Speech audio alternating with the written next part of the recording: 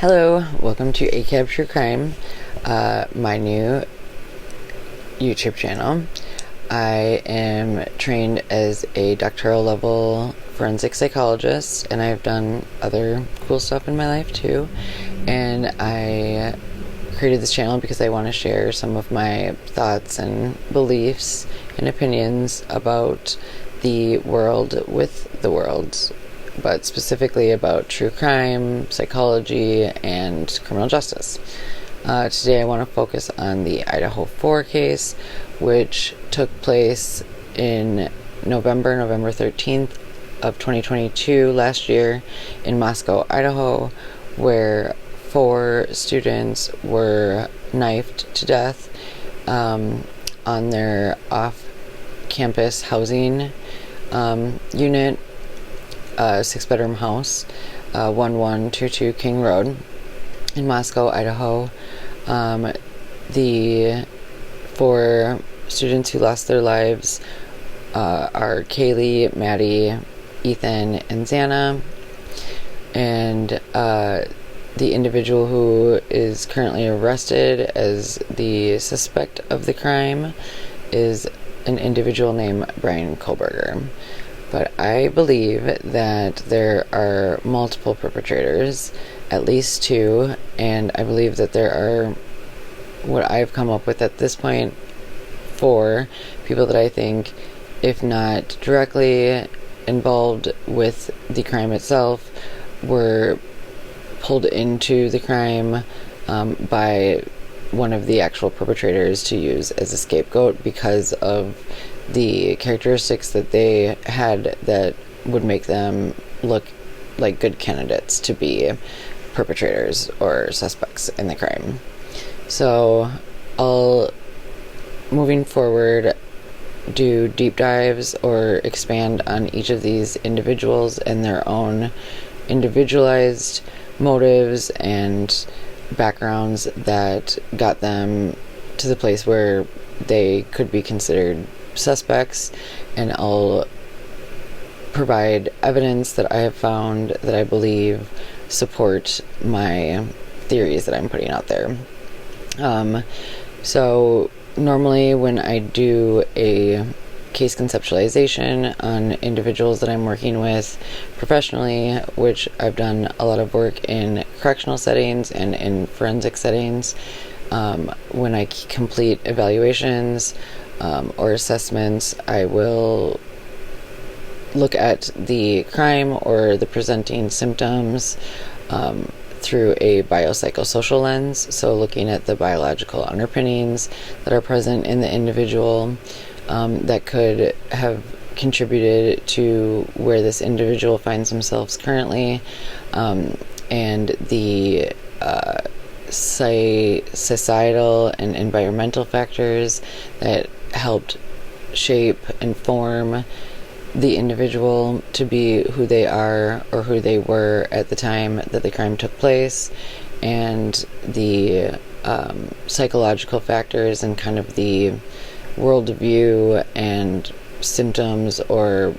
mindsets that were present in each of the individuals at the time of the crime. And I will approach each of the suspects that I believe are associated in one way or another with this crime through that lens moving forward in the future videos. But something that I think all 4 of the people that I will be discussing further, I'll share with one another, are a few things that I'll present in this video and then move into more specific and individualized case conceptualizations and ideas about these individuals' involvement. So I think all of the 4 individuals, which are the current suspect Brian Kohlberger, the individual who was shot by police on December 15th in Pullman, Washington, a couple blocks away from Brian's house, Brett Kolpaka, who was also an ex-military person, and the individual we've come to know as Jack Showalter, or Hoodie Guy, and the neighbor who has associated himself somewhat with the crime just through different media interviews, the neighbor, Eden Harsh. So I think from what I have learned about all of these guys, is the thing that could connect all of them and that they all share together is that they all are not completely... They've all been rejected by society in one way or another, or they find themselves on the outskirts of society for one reason or another. And because of that reality, they want to kind of escape their current reality because it sucks, or it did suck, and through in the means that they used in order to do that were, I believe, one of two ways: either through drug use, and or through escaping into different fantasy worlds, through video games and different role-playing games. And I believe that they all became associated with one another, or at least one of them knew of another one in one way or another, through connecting either on online forums or through using drugs or buying drugs from one another. And I think they found this shared connection where they all possibly felt like outcasts, or didn't confine to the normal reality, real world that most of us ascribe to. And in spending time with one another and getting to know one another and each of their experiences, that they came up with this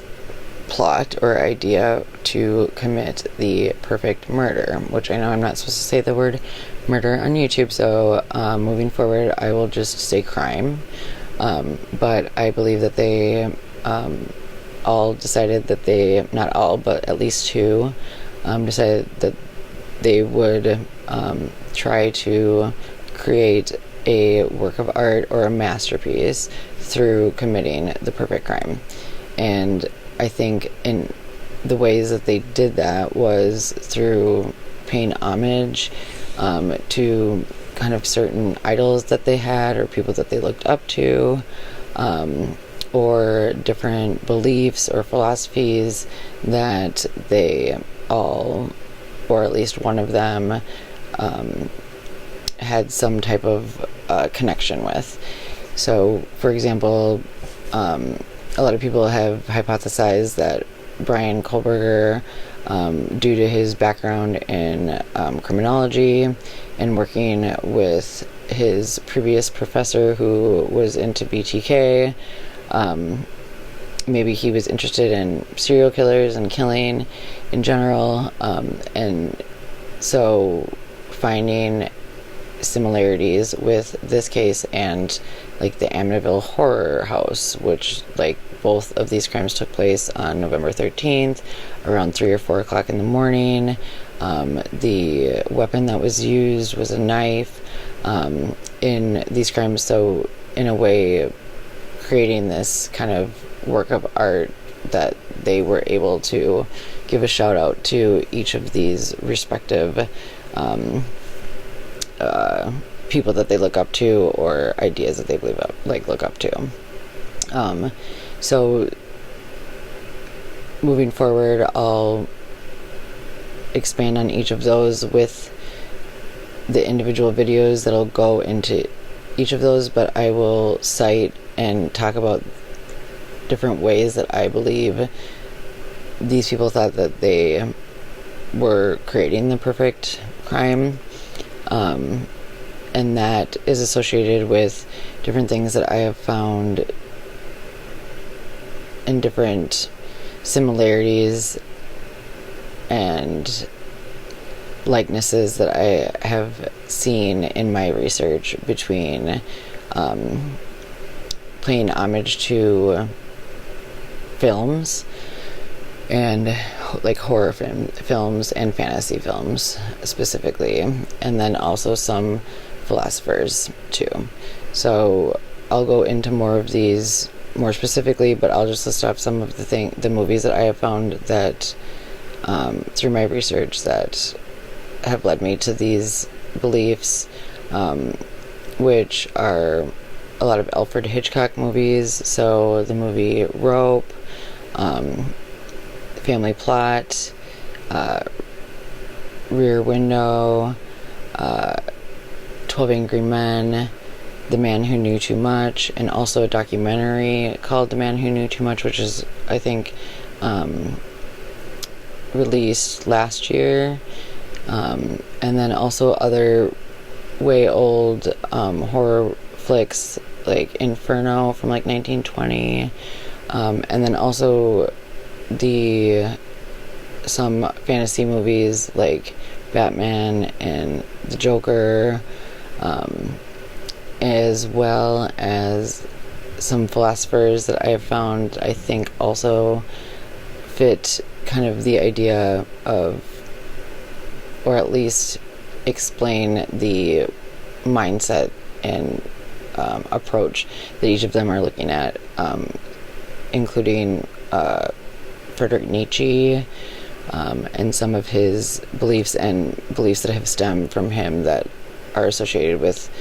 other philosophers. But Friedrich Nietzsche definitely wrote a lot about the ideas behind nihilism and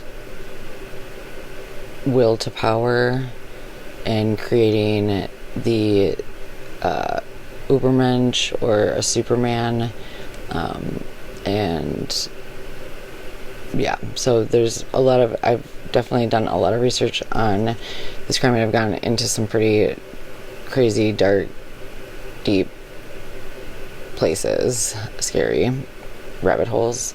but I do feel like I have found a lot of themes that seem to all correlate with the crime, and I hope that you guys find it as intriguing as I have in my research, and I want this to be a community where